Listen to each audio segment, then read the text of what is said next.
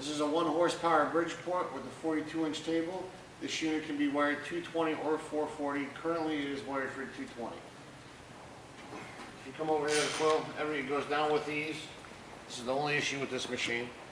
When you come up about the last 1/4 inch, there's a tight spot in it. Right here. It's not really tight, there's just this little tight spot in it. Other than that, the quill goes down. Brake works good. It's right there.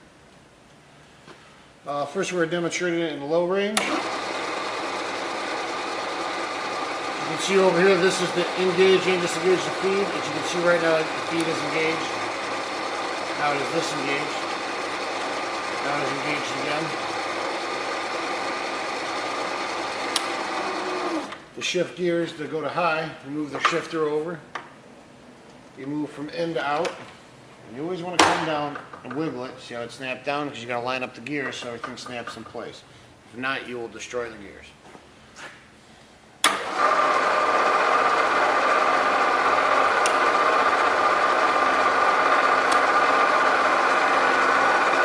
can see it goes down with ease.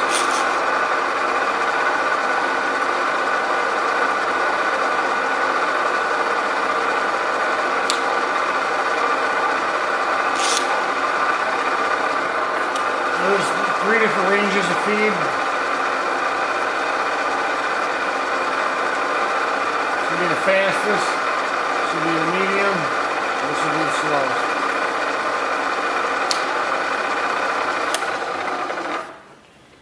On the X and the Y axis, there's only 10 thousandths backlash between the screw and the nut.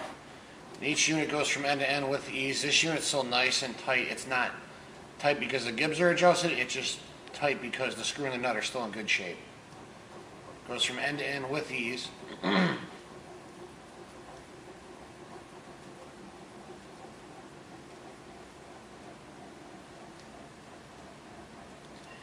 Show you guys, it does go to end to end.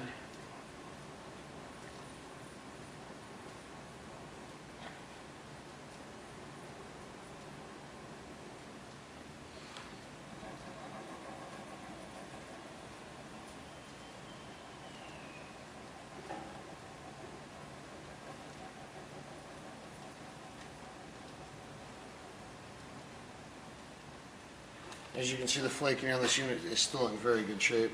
You can still see it. Still see it over here on this side too.